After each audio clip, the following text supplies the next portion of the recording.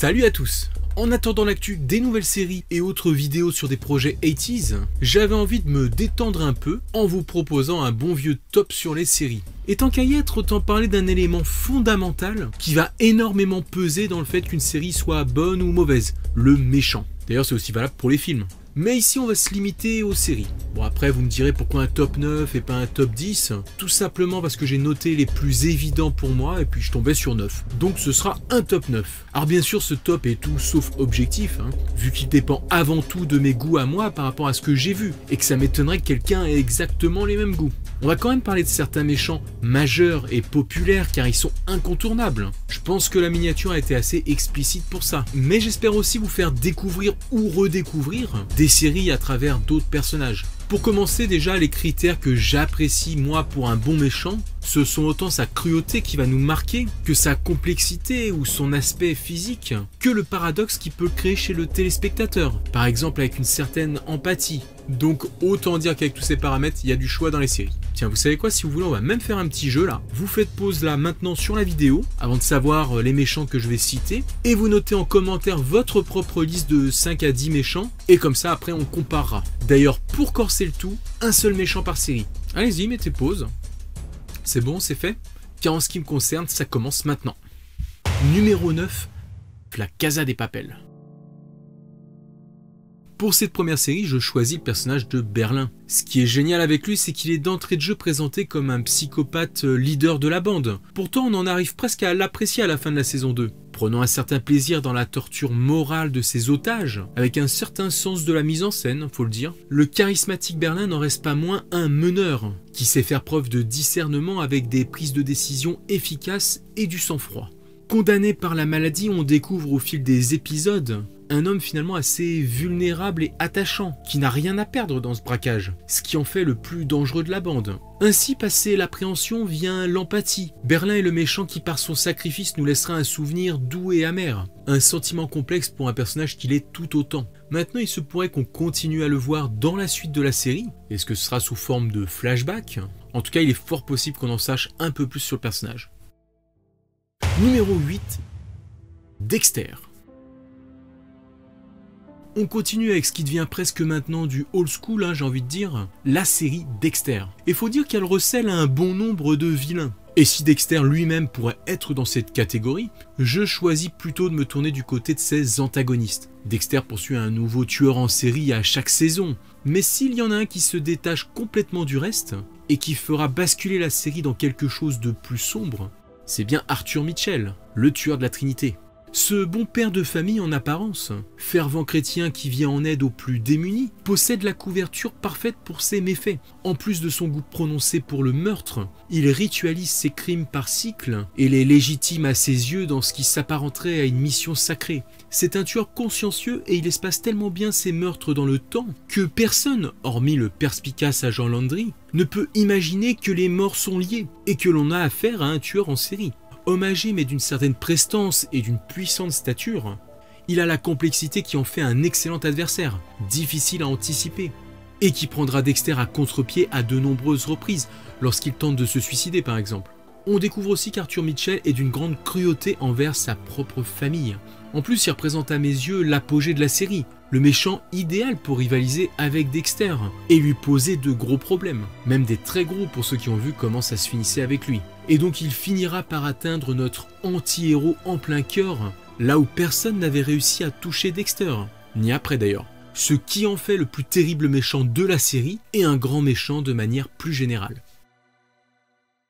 Numéro 7, American Horror Story.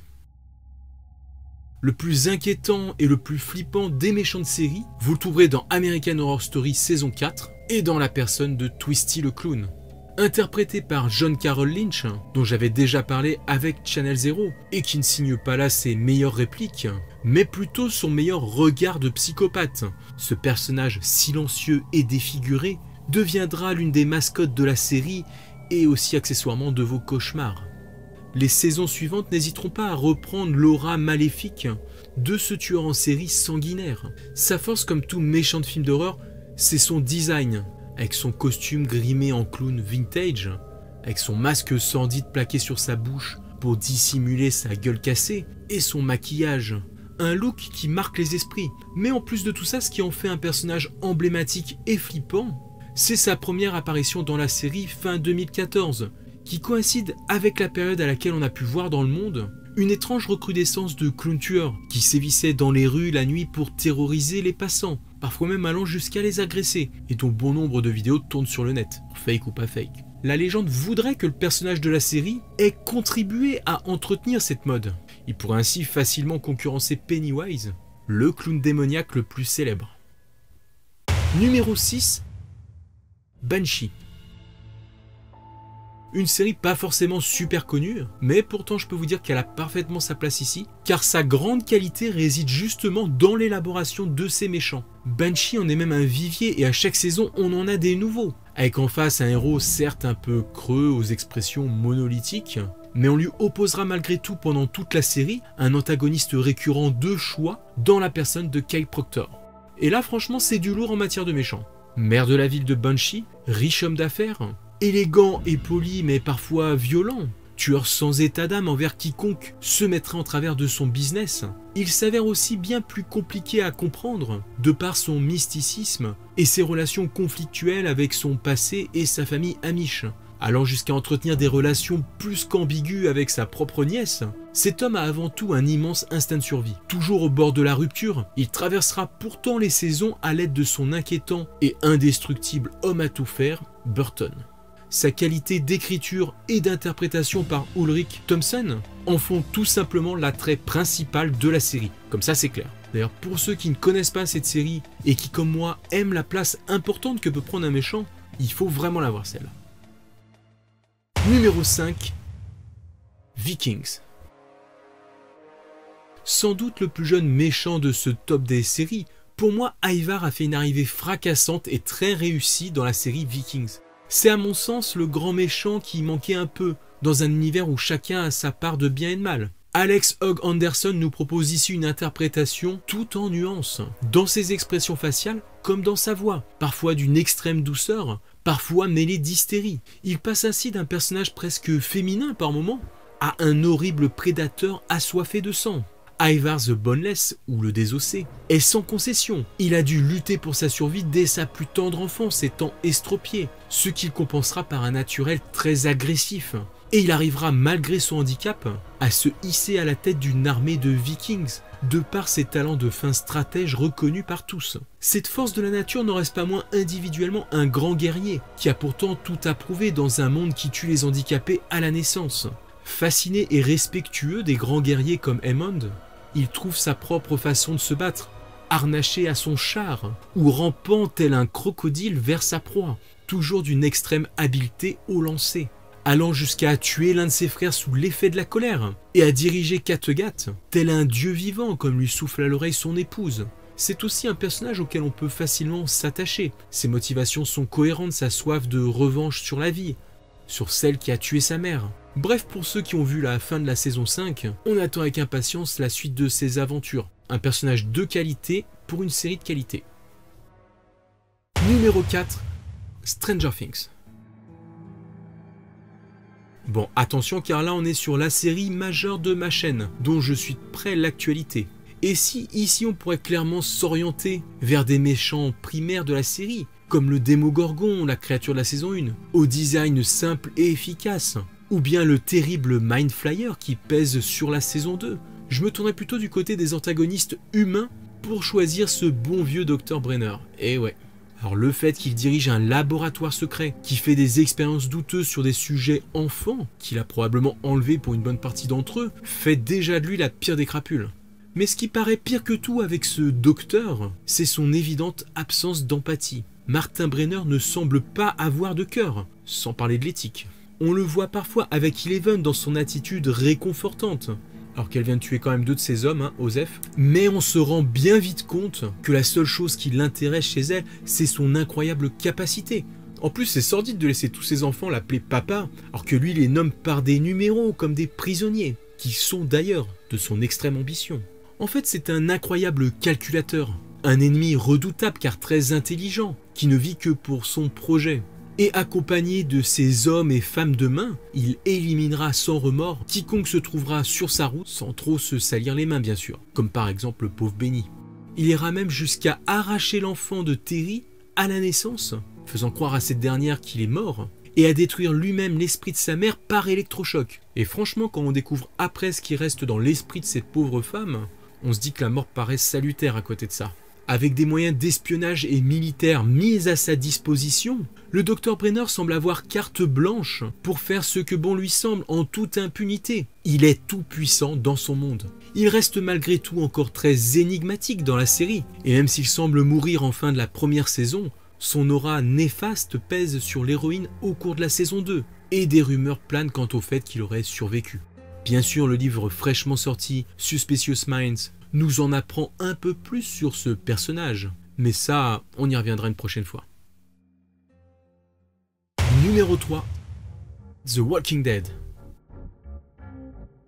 Une série dont je parle beaucoup sur ma chaîne. Certains savent d'ailleurs peut-être déjà de qui je vais parler, d'autres espèrent peut-être un choix plus original, mais non. Negan est bien le plus terrible antagoniste de la série à mes yeux.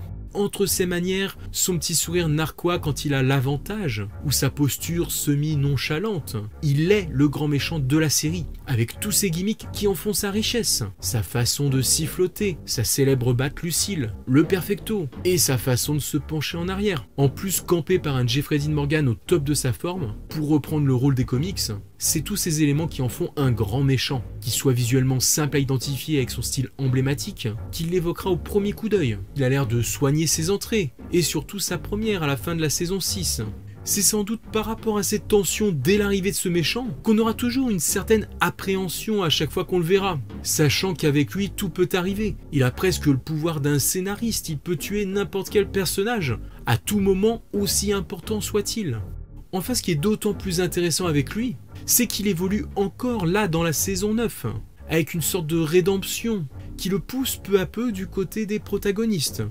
Voilà, donc vu le travail fait sur ce personnage, sans hésiter, je le mets dans la partie haute de Stop. Numéro 2, Game of Thrones. Et non, pour cette série, je n'ai pas choisi Cersei de la miniature. Mais bon, j'allais pas vous donner toutes les réponses non plus, hein. Un peu de suspense. Bon, bien évidemment, je choisis sans hésiter Ramsay Snow, puis Bolton. Alors pourquoi Ramsay plutôt qu'un autre? Bah déjà, difficile de ne choisir qu'un méchant dans cette série. Entre Joffrey et sa cruauté, Cersei, la reine machiavélique, ou encore le roi de la nuit et son air impassible. Pourtant, s'il y en a bien un qui arrive à créer l'exploit de les surpasser, c'est sans conteste Ramsay. Tortionnaire parmi les tortionnaires, c'est de loin le plus sadique au sens propre, car il y éprouve un réel plaisir. Et Joffrey avait beau se lancer dans cette direction, Ramsay est clairement bien pire. Il n'hésite pas à torturer physiquement et surtout moralement, en allant jusqu'à donner de l'espoir à Théon, avant de le mutiler sévèrement. Il marquera aussi les esprits en violant Sansa, la beauté immaculée de la série, et assassinera son propre père, le tout avec un certain amusement cynique. Malgré qu'il ne soit pas présent au début ou à la fin de la série, ces moments sont à compter parmi les plus choquants. Il ne manquerait plus qu'il soit aux noces pourpres, à limite. Pour lui, tout cela ne semble être qu'un jeu. Toutes ces notions de bien et de mal sont perverties à la base par son éducation aux traditions de tortionnaire sous la bannière des Bolton. Et on n'aimerait pas se trouver dans les geôles de ces chiens. En plus, au-delà de son goût prononcé pour la souffrance d'autrui, il se révèle être aussi un excellent stratège sur le champ de bataille. Et donc un adversaire redoutable, n'hésitant pas à envoyer des commandos pendant la nuit pour saper les troupes de Stannis, à utiliser le statut de Théon pour prendre une place forte, ou bien à exécuter le jeune Rickon Stark sous les yeux de Jon, en le laissant espérer avec perversion qu'il est sur le point de le sauver, pour ainsi forcer ses troupes à se lancer en premier dans la bataille. Bref, il joint souvent l'utile à l'agréable. Au final, ses actions ne servent qu'un seul et unique but, son ambition démesurée et son plaisir abject. Numéro 1, Breaking Bad. Bon, la facilité, on va pas se mentir, car si je parle de qualité d'écriture, elle atteint ici son summum, et généralisé à l'ensemble des personnages qui constituent la série. Alors bien évidemment, Gustavo Fring, l'antagoniste de Walter White, doit forcément être dans cette vidéo, considérant Heisenberg lui-même plus comme un protagoniste. En tout cas, Gus, comme on l'appelle, est devenu un personnage mythique, extrêmement calme et concis, au flegme légendaire. Il est un homme d'affaires implacable, efficace, méticuleux et aussi discret du monde de la pègre. Philanthrope à ses heures et soucieux de son image, il fait mine de participer activement à la lutte anti-drogue aux yeux de la police. Il est très intelligent et méfiant, compartimente ses liens et a monté une couverture imparable avec sa célèbre chaîne de fast-food Los Polos Hermanos pour dissimuler ses trafics avec le Mexique. Il est distant et délègue la besogne à des hommes de confiance finement choisis. Pourtant, il n'hésite pas aussi à venir en personne quand il a besoin de faire passer un message fort. Avec une backstory poignante sur l'assassinat de son associé, Gus devient un personnage presque attachant, dont la vengeance sera terrible. Sa collaboration avec le grand Heisenberg tournera progressivement au vinaigre et on apprendra à craindre ses réactions imprévisibles dans la partie d'échecs qui se jouera entre les deux. Un méchant qui nous manque depuis la fin de la série, mais qu'on retrouve avec plaisir dans le spin-off Better Call Saul, que bien évidemment je suis. Donc voilà, un méchant avec un bon début et une fin mémorable, et puis un milieu parfaitement mené par l'acteur Giancarlo Esposito, qui joue avec un certain panache l'énigmatique Mr. Frink. De toute évidence mon number one, mais bon, comme j'ai aussi parlé de séries qui sont encore en cours, certains peuvent encore évoluer et lui ravir cette première place. En tout cas, voilà qui conclut ce top. Par ailleurs, j'en ai sûrement oublié au passage, comme les méchants de séries Marvel par exemple. Car honnêtement, comme je maîtrise pas assez bien le sujet, à la limite les films auraient été plus inspirants pour le coup. Et je sais qu'il y a là aussi ces grands méchants qui comptent dans l'estime des gens. Mais voilà, c'est ma liste perso et j'espère que ça vous donnera envie de défendre la vôtre en commentaire. Sur ce, n'hésitez pas à liker et faire les trucs habituels. Vous pouvez vous abonner pour suivre les prochaines vidéos. De mon côté, je vous dis juste à très bientôt. Ciao les amis.